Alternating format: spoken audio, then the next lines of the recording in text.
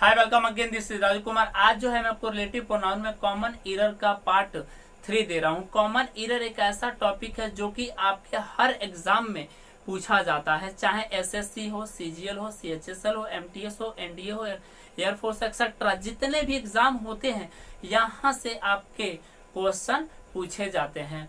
किस तरह से क्वेश्चन पूछे जाते हैं, किस तरह से सॉल्व किया जाता है, इस सबको हम जानने का काम करेंगे। इसका कॉन्सेप्ट क्या है, कैसे सॉल्व करना चाहिए, इस सबको हम जानने का काम करेंगे, समझने का काम करेंगे। हमने कॉमन एरर का कुछ सेंटेंसेस लिया है कि इसमें किस तरह से कॉमन एरर आपको दिया जाता है, तो यहाँ पे हम देखने का काम करते हैं, समझने का काम करते हैं।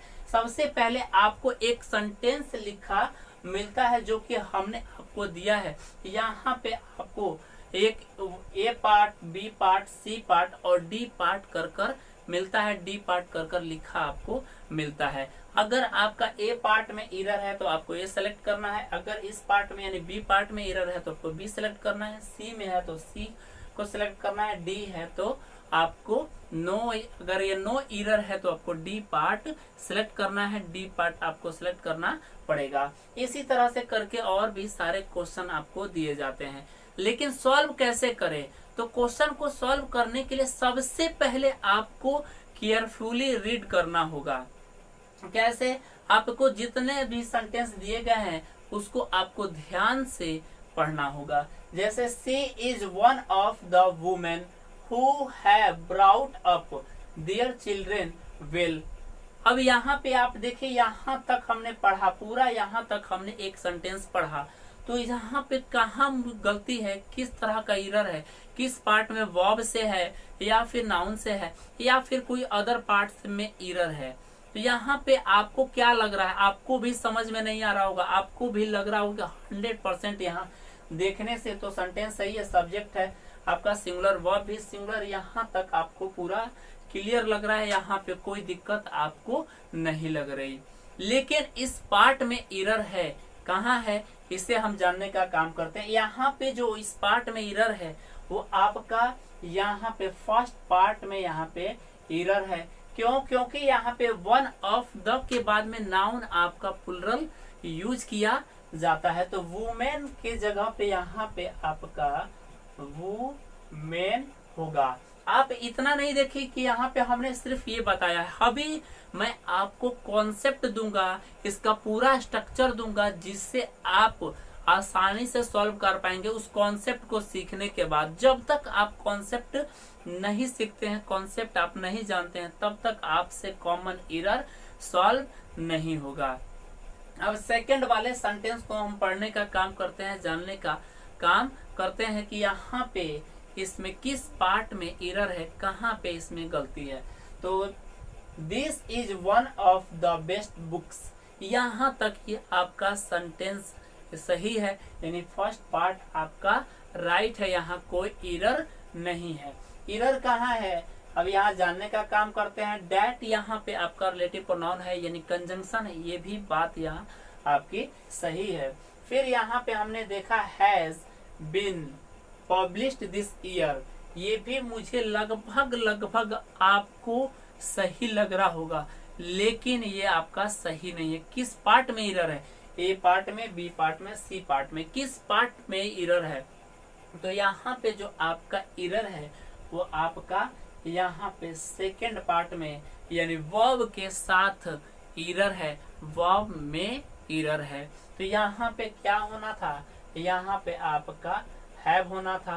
क्यों हैव होना था, तो क्योंकि आपका यहाँ पे रिलेटिव प्रोनाउन है, रिलेटिव वर्ड है, रिलेटिव वर्ड के पहले आपको प्लुरल नाउन दिया गया है। जब प्लुरल नाउन है तो इसी के अकॉर्डिंग यहाँ पे वर्ब यूज किया जाएगा, वर्ब यूज करना चाहिए।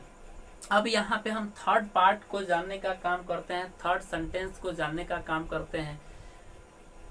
He is one of those leaders who have laid down his lips for the nation. Last part आपका जो है NE यानी नो एरर। अब यहाँ पे आप देखेंगे he is one of those leaders, यहाँ तक आपका राइट है। क्यों? कि फर्स्ट पार्ट में यहाँ पे आपका प्लुरल है तो यहाँ भी प्लुरल है। इतना तो आपको ज्ञान हो गया होगा 2 सेंटेंस को देखने के बाद में। अब यहाँ पे जो थर्ड यहाँ पे देखेंगे, यहाँ पे आपका हु रिलेटिव वर्ड है, यहाँ भी समझ में आता है। उसके बाद में हैव, जो यहाँ पे हमने कॉन्सेप्ट बताया उसके अनुसार आप देखते हैं तो यहाँ भी आपका पार्ट सही है, यानी बी पार्ट में भी कोई एरर नहीं है। तो किस पार्ट में एरर है? यहाँ पे ही सही है तो ही के साथ हिज भी सही लग रहा होगा। तो आपको ध्यान रखना है यहाँ पे जो पॉजेसिव यूज किया जाएगा वह आपका सब्जेक्ट के अकॉर्डिंग नहीं होगा। यहाँ पे आपका जो पॉजेसिव होगा वो आपका देयर होगा, देयर पॉजेसिव होगा। यानी आपका सी पार्ट में एरर है, सी पार्ट में आपका यहाँ पे मिस्टेक है, सी पार्ट में आपकी यहाँ पे गलती है। अब यहाँ पे इसके कॉन्सेप्ट को हम जानने का काम करते हैं, सीखने का काम करते हैं। ये तो हमने इसे सॉल्व करने का काम किया कि कैसे सॉल्व करना चाहिए, किस तरह से हमें इसमें एरर पकड़ना चाहिए, क्या अब हमें जानना है कि इसका कॉन्सेप्ट क्या है, इसका लॉजिक क्या है। कि अगर आपने एक बार कॉन्सेप्ट सीख लिया तो फिर आपको दोबारा गलती करने की गुंजाइश आप में नहीं रहेगी। आप आसानी से कोई भी कॉमन एरर इस टॉपिक का आप सॉल्व कर लेंगे। कॉन्सेप्ट को हम जानने का काम करते हैं, समझने का काम करते हैं।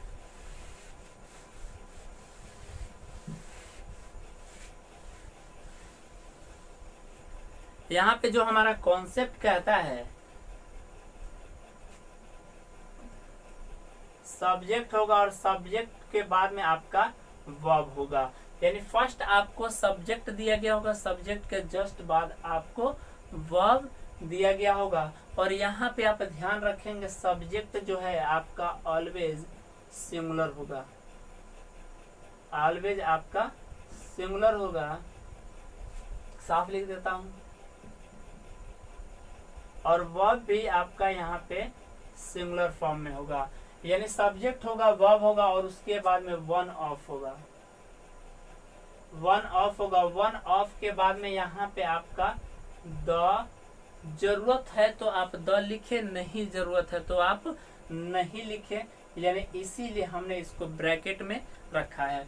उसके बाद में यहाँ पे जो आपका नाउन यूज किया जाएगा वो ऑलवेज प्लुरल होगा। इसके बाद नाउन ध्यान रखेंगे कभी भी सिंगुलर नहीं होगा। वन ऑफ द के बाद में, वन ऑफ द के बाद में ऑलवेज नाउन आपका प्लुरल फॉर्म में होगा। और यहाँ पे उसके बाद में आपको यहाँ पे रिलेटिव वर्ड दिए गए होंगे, who, whom, which, that, what, इस तरह के आपको रिलेटिव वर्ड दिए गए होंगे। और ठीक इसके बाद में आपको जो यहाँ पे वर्ब दिया गया होगा वो आपका प्लुरल वर्ब होगा। यानी सब्जेक्ट दिया गया होगा, वर्ब दिया गया होगा वन ऑफ, तो उसके बाद में द, उसके बाद में नाउन और उसके बाद में कोई ना कोई आपको इसमें से रिलेटिव वर्ड दिया गया होगा और उसके बाद में वर्ब आपका प्लुरल होगा। और यहाँ पे फिर उस बाद में जो यहाँ पे पॉजेसिव वर्ड यूज किया जाएगा, जो यहाँ पे पॉजेसिव वर्ड यूज किया जाएगा, पॉजेसिव वर्ड यूज किया जाएगा वो ऑलवेज आपका यहाँ पे प्लुरल फॉर्म में होगा, सिंगुलर फॉर्म में नहीं होगा। और ठीक इसके बाद में आपको यहाँ पे प्लुरल होगा, उसके बाद में यहाँ पे आपका अदर वर्ड होगा।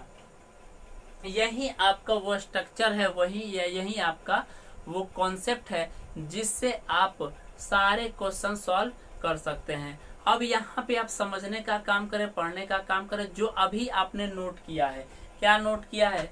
तो फर्स्ट पार्ट में हमने कहाँ एरर बताया था? नाउन वाले पार्ट में, यानी इस पार्ट में वहां पे हमने वुमेन लिखा था, यानी क्या लिखा था हमने?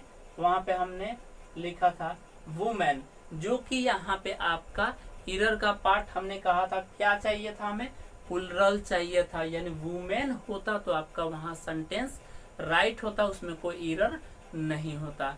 सेकेंड वाले सेंटेंस को देखें, सेंटेंस को पढ़े, उसमें हमने किस पार्ट में एरर कहा है, उसमें हमने कहा था आपका वर्ब वाले पार्ट में, वर्ब वाले सेक्शन में, यानी वहां पे हमने हैज का यूज करके क्वेश्चन दिया था, वहां पे होना क्या था, राइट, वहां पे राइट होना था आपका हैव, वहां पे राइट जो होना था आपका हैव, हैज आपका राइट नहीं था, यानी बी सेक्शन में, बी पार्ट में एरर था।